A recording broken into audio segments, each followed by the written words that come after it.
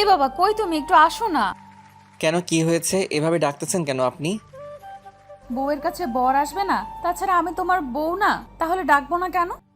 আপনার এরকম মায়াবী কণ্ঠের পেছনে নিশ্চিত কোনো কারণ আছে। আমাকে বলেন কি হয়েছে আর কি জন্য এরকম করে আমাকে ডাকতেছেন। আমার না কেমন কেমন লাগতেছে, প্লিজ বাবু আসো না। আমি না নিজেকে কেমন যেন অস্থির অস্থির বোধ করছি, প্লিজ একটু আসো। এসব কি মন থেকে বলছেন নাকি আমাকে কাছে টেনে নেওয়ার জন্য এসব উল্টাপাল্টা কথা মাথায় আসছে? সত্যি করে বলেন। আমি কিন্তু খুব ভালো করে বুঝতে পারছি আপনার উল্টাপাল্টা কোনো ধান্দা আছে। তুমি সবসময় এমন করে বলো কেন? আমার কি তোমার সাথে একটু টাইম স্পেন্ড করতে ইচ্ছে করে না? তোমাকে কাছে পেতে ইচ্ছে করে না? সেটা করবে না কেন? অবশ্যই করবে, কিন্তু এখন তো আমরা অফিসে আছি। তাছাড়া বাসাতে তো অনেক টাইম স্পেন্ড করি, সারা রাত আপনাকে আমি বুকে নিয়ে ঘুমাই। তাহলে এখনো এসব কথা বলতেছেন কেন? কি সমস্যা হয়েছে আমাকে বলেন। ও, তার মানে তুমি আসবে না, তাই তো? আমি তোমাকে আসতে বলছি আর তুমি এমন করে বারণ করতেছো। আর কি বললে? রাতে আমাকে সময় দাও। রাতে তো ওই টাইমে তুমি ঘুমিয়ে পড়ো, আর বুকে না নিয়ে ঘুমালে তোমার যেমন ঘুম আসে না, তেমনি আমারও ঘুম আসে না। তাছাড়া সারা দিন অফিসে কাজ করো, আমাকে দূরে রাখার চেষ্টা করো। কাজ কি আমি করি না বলো? তাহলে তুমি কেন আমার কাছে একটু আসতে পারবে না? অফিসের মধ্যে দেখা করলে আপনি যে কি করতে শুরু করেন সেটা আমার খুব ভালো করেই জানা আছে। তাই এখন আমি আপনার কাছে আসতে পারবো না। ভুলেও আপনি এসব কথা আর বলবেন না। দেখেন, অফিসের মধ্যে এসব কিছু হলে, তাছাড়া আপনার কাছে আসলে আপনি দুষ্টুমি করতে শুরু করে দেন। নিজের বরকে কাছে চাওয়াটা কি খুব বেশি অন্যায় হয়ে গেছে বলো? আমি কি তোমাকে কাছে পেতে চেয়ে খুব বেশি অন্যায় করে ফেলেছি, নাকি তুমি আমাকে এখন আর ভালোবাসো না? আমি পুরনো হয়ে গেছি বলে তোমার আমার ভালোবাসাটা চাই না, কিন্তু জানো বাবু, আমি না তোমাকে প্রচন্ড পরিমাণে ভালোবাসি, থাকতে পারি না তোমাকে ছাড়া। ওই জন্য বারবার তোমাকে কাছে টেনে নেওয়ার চেষ্টা করি। না, আমাকে কাছে চাওয়াটা আপনার জন্য অন্যায় নয়। আমি জানি আপনি আমাকে কতটা ভালোবাসেন, আর ভালোবাসাটা পুরনো হয়ে যাবে কেন? আপনি আমার সেই ভালোবাসা, যে ভালোবাসা চোখের দিকে তাকালে আমি ভুলে যাই। আমি কখনো কষ্ট পেয়েছি, আমি পৃথিবীর সবটাই ভুলে যাই। তাছাড়া আপনাকে আমি যখন বুকে টেনে নেই, তখন আমার বুকে যে প্রশান্তির হাওয়াটা বয়ে যায় সেটা আপনি নিজেও জানেন। তাহলে এভাবে বলতেছেন কেন? আর এমন ইমোশনালি ডায়লগ মারবেন না। আমি খুব ভালো করে বুঝতে পারছি আপনি আমাকে কাছে টেনে নেওয়ার জন্য এসব বলছেন। দেখেন, এখন কোনো দুষ্টামি হবে না। কাজের প্রেশার অনেক। আপনার হয়তো কাজ নেই, কিন্তু আমার আছে। সবই যখন বুঝতে পারো তাহলে আসো না কেন? আর তুমি জানো না তোমাকে কাছে না পেলে আমার ভালো লাগে না? তার উপর তুমি সবসময় এইসব বলে আমাকে দূরে সরিয়ে দেওয়ার চেষ্টা করো। দেখো বাবু, আমি থাকতে পারছি না তোমাকে ছাড়া, আমার কাছে পেতে ইচ্ছে করছে। কাছে পেতে ইচ্ছে করে, ঠিক আছে, আমারও পেতে ইচ্ছে করে, কিন্তু সবসময় সবকিছু করা সম্ভব না। আর এখন কাজের মধ্যে যদি এগুলো করতে শুরু করে দেন, আমার ক্ষতি হয়ে যাবে। আপনার তো কাজ নেই, কিন্তু আমার আছে। কাজ কাজ করে সবসময় আমাকে দূরে সরিয়ে রাখার চেষ্টা করো, কিন্তু একটা কথা কি জানো তো, আমি না তোমাকে ছেড়ে দূরে থাকতে পারি না। তাই প্লিজ আমাকে এমন করে দূরে সরিয়ে দিও না। অফিসটা তো আমাদেরই, বলো? কাজ করতে লেট হলে তাতে কি এমন ক্ষতি হবে? আর না হয় কাজটা অন্য কোনো একটা কলিগকে দিয়ে আসো। দেখেন ম্যাম, অফিসে আমরা বাড়িতে আমরা যেমনই হই না কেন, অফিসে কিন্তু আপনি আমার বস, আর আমি আপনার অফিসের সামান্য কলিগ, হতে পারি ম্যানেজার, কিন্তু আপনার ওই লেভেলের না। তাই ভুলেও এসব উল্টাপাল্টা কথা আর আমাকে বলবেন না। আপনাকে আমি বোঝাতে পারছি না, এগুলো হয় না। তার উপর আপনি সবসময় আমাকে কাছে টেনে নিয়ে অফিসের মধ্যে এসব উল্টাপাল্টা কাজ করতে শুরু করে দেন। ও, এখন আমার ভালোবাসাটা তোমার কাছে এতটাই বেশি তুচ্ছ মনে হয়?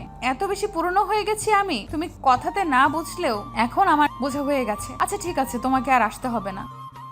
বোঝার চেষ্টা করেন। এখন ওরকম পাগলামি করেন কেন? আপনি কি বাচ্চা? আপনার থেকে বয়সে আমি 3 বছরের জুনিয়র। তাহলে বাচ্চামিটা আমি করলে মানায়, আপনি কেন করেন? যে বউয়ের ছোটখাটো আবদার রাখতে পারে না তার কাছে আর কি বাচ্চামি করব? আচ্ছা, তোমাকে আসতে হবে না, তুমি কাজ করো। আর তবে একটা কথা কি জানো, আজকে থেকে আমি তোমাকে নিজের কাছেও পেতে চাইবো না। কারণ রাতে তোমার বুকে মাথা রেখেও ঘুমাবে না, তোমার যা ইচ্ছা তুমি তাই করো। কিন্তু একটা কথা কি জানো, যে তুমি আমাকে বুকে নিয়ে না ঘুমালে না তোমারও ঘুম আসে না। তাই? আচ্ছা ঠিক আছে, আমি আসতেছি। মায়া মাহিনের কথাগুলো শেষ করার আগেই ফোনটা কেটে দিল। মাহিন দেরি না করে উঠে মায়ার কেবিনের দিকে যেতে লাগলো। আর এর মাঝে মায়া খেয়াল করলো ওর অফিসের একটা মেয়ে কলিগ এসে ওকে সালাম দিচ্ছে। তখন মেয়েটার সামনে মাহিন কিছুক্ষণ কথা বলল। অন্যদিকে মায়া এই দৃশ্যটা সিসিটিভি ফুটেজে বেশ ভালোভাবেই দেখে ফেললো। তার জন্য ওর তেলে বেগুনে জ্বলে যাচ্ছিল। ও মাহিনকে কোনো মেয়ের পাশে সহ্য করতে পারে না। অফিসে প্রথম দিন দেখেই মায়া মাহিনের প্রেমে পড়ে গিয়েছিল, তাই ওর উপর রাগ দেখাতো। কিন্তু সেটা যে ভালোবেসে করত ও বুঝতে পারেনি। মাহিন দেখতে স্মার্ট আর স্টাইলিশ, মধ্যবিত্ত ফ্যামিলির, তারপরও ওর প্রেমে হাবুডুবু খাচ্ছিল মায়া। মায়া মাহিনের থেকে সিনিয়র ছিল বলে নিজেকে মাহিনের থেকে দূরে সরিয়ে রাখার চেষ্টা করছিল। অন্যদিকে ঈশানও মায়াকে পছন্দ করত, কিন্তু ভালোবাসতো কিনা জানে না। অফিসের বস ভেবে নিজেকে সবসময় ওর থেকে দূরে সরিয়ে রাখার চেষ্টা করত।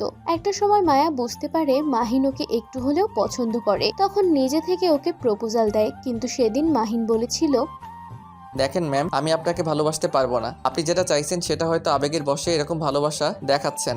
আপনার মনে হচ্ছে আপনি আমাকে ভালোবাসেন, কিন্তু সত্যি তো এটাই যে আপনি আমার স্মার্ট আর স্টাইলিশ কিউট চেহারা দেখে হয়তো আমার প্রেমে পড়েছেন। দেখেন ম্যাডাম, এটা শুধু আমার কাজের জন্য, তাছাড়া আমি কাজের বাইরে আপনার লেভেলের নই। আপনার লেভেলে হওয়া তো দূরে থাক, আপনার যোগ্য নই। তাহলে আপনি আমাকে পাগলামিটা কিসের জন্য করতে যাচ্ছেন বলেন তো? আপনি এরপর থেকে এসব কথা ভাবনা চিন্তা করা বাদ দিন আর ভালোভাবে ভাবুন। দেখুন আপনি ভুল করছেন। দেখো মাহিন, ভালোবাসা বলে কয়ে হয় না। আমি তোমাকে প্রথম যেদিন দেখেছিলাম সেদিনই তোমার মায়ায় আটকে গেছি। আর একটা ছেলের মধ্যে যে এত বেশি মায়া হতে পারে, সে এত বেশি ভালো মনের হতে পারে, সেটা আমি তোমাকে দেখে বুঝেছি। কিন্তু তোমাকে আমি বোঝাতে পারছিলাম না। তারপর আমাদের বয়সের ডিফারেন্স দেখে আমি তোমার থেকে দূরে সরে যাওয়ার চেষ্টা করেছিলাম, তাই একটা সময়, কিন্তু সেটা সম্ভবও ছিল না। আর আমি ভালো করে জানি তুমি আমাকে কতটা পছন্দ করো, তাই এখন এইসব কথা বলে আর আমাকে দূরে সরিয়ে দেওয়ার চেষ্টা করো না। আমি জানি তুমি আমাকে কতটা ভালোবাসো। পছন্দ করার ভালোবাসার মধ্যে তফাৎ আছে আকাশ পাতাল। আর আপনি তাহলে কেন বুঝতে চাইছেন না? আপনি এই কথাগুলো বলে আমাকে নিজের মায়ায় আটকাতে পারবেন না। আপনি হয়তো আমার মায়ায় আটকিয়েছেন, কিন্তু আমাকে ভালোবাসেন না, ওইটা আবেগ থেকে বলছেন। আর এই আবেগটা কেটে গেলে আপনি বুঝতে পারবেন কত বড় ভুল করেছেন। কিন্তু তখন হয়তো আমি আপনার মায়ায় আটকে যাব, আপনাকে ভালোবেসে ফেলবো, হয়তো ভুলতে পারবো না। প্লিজ, তাহলে দেখবেন আমাকে সমস্যায় পড়তে হবে। মাহিন, কোনো সমস্যা হবে না। তুমি আমাকে একটা বার ভালোবেসে দেখো, নিজের বুকে জড়িয়ে নাও, দেখো সব ঠিক হয়ে যাবে। আর তুমি ভাবছো যে আমি তোমার সাথে থাকতে পারবো না, তাই তো?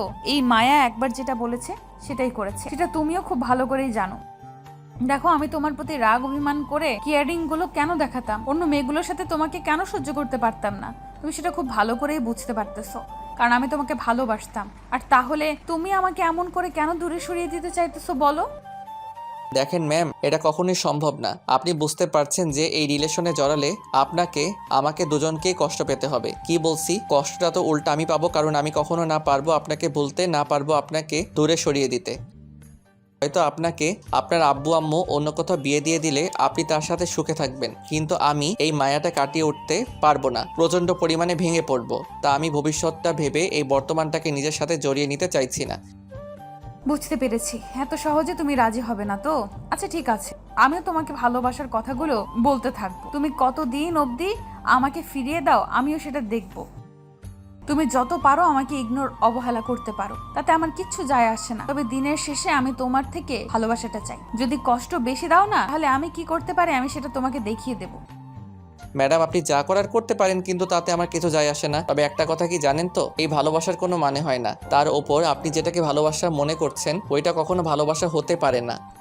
এটা শুধু একটা মায়া, অদ্ভুত এক আবেগে আপনি জড়িয়ে পড়েছেন। এই আবেগটা একটা সময় কেটে যাবে, তখন আপনার কাছে মনে হবে আপনি ভুল করেছেন। তাই ভুল, এবার এসব কথা কখনো বলবেন না। দেখেন, তুমি আমাকে ভালোবাসো সেটা প্রকাশ করবে না তো?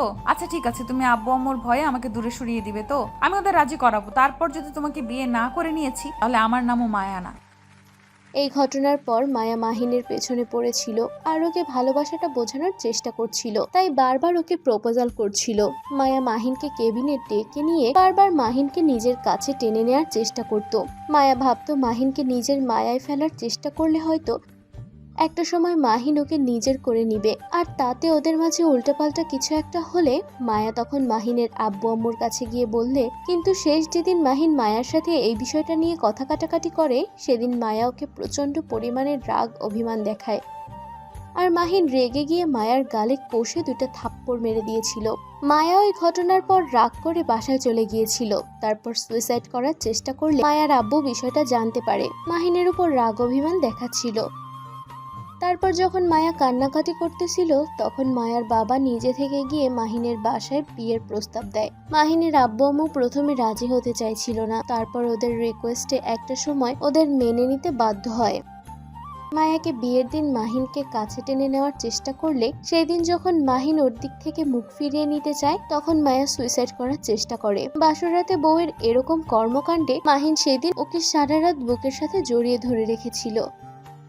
আর পুরো একটা সপ্তাহ মায়াকে নিজের কাছ থেকে তেমন ভাবে সরাতে দেয়নি। মায়ার এমন পাগলামিতে মাহিন বুঝতে পেরেছে পাগলটা ওকে কত ভালোবাসে।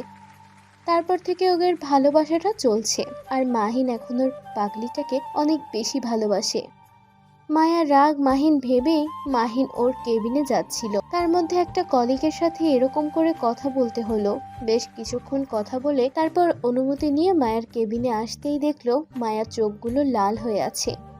মাহিন বুঝতে পারলো না মায়া রেগে আছে, যার জন্য মাহিন তাড়াহুড়ো করে এসে ওর সামনে দাঁড়ালো আর বলতে শুরু করলো, ম্যাডাম কি হচ্ছে, আপনি রেগে আছেন কেন? কে কি বলেছে আমাকে বলেন। এটা আমার পার্সোনাল বিষয়। আমার পার্সোনাল বিষয় তোমাকে নাক গলাতে কে বলেছে?